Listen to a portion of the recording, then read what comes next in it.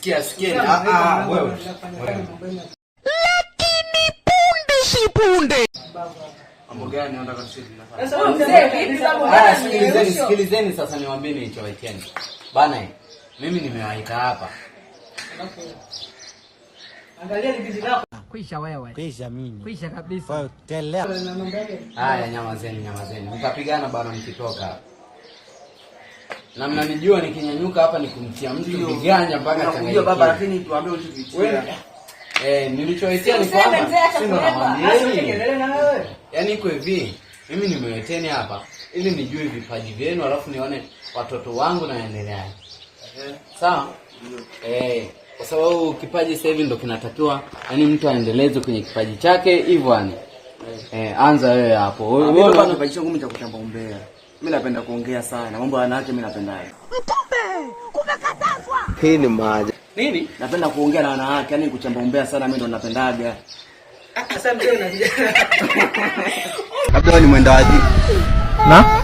Mwenda wazimu. Shikaji vipi bwana? Sasa mzee.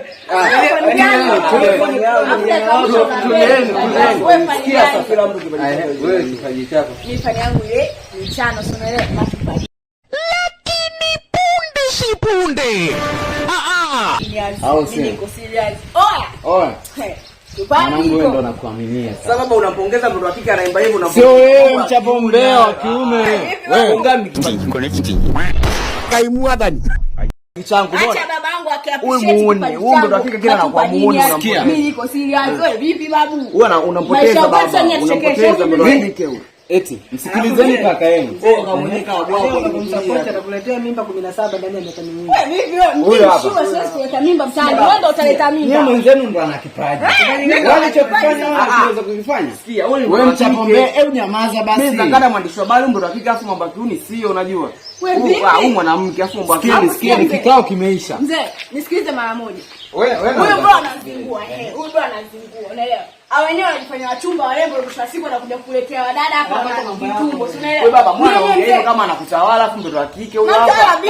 Yaani sio kunitawala, mimi ninachokiangalia hapa hivi ni kipaji. Nimewekeni kwa ajili ya nini? Haya basi wewe tuoneshe kipaji chako. Mimi cha kuchamba umbea usio. Hebu chamba tuone. Nisamee unarudia kila siku.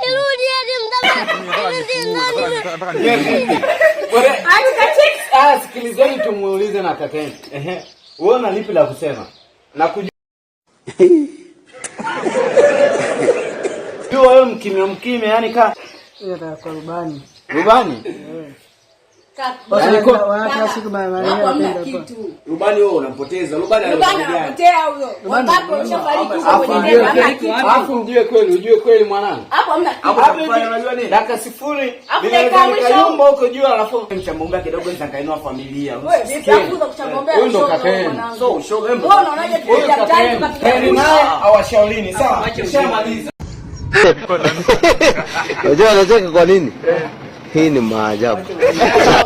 Achana nayo kwa vitu utakuja. Itabidi uchangamke. Changamka. Wewe ndio mtu wa kwanza. Maisha changamka hapo. Itabidi uchangamke. Lakini punde si punde. Walala yaye. Kikosi kizima mtazamaji cha Wewe ni mwenda wazimu. Na? Mwenda wazimu wewe. Nikokotee mawe. Taandika hapa. Hakuna. Ashindwe.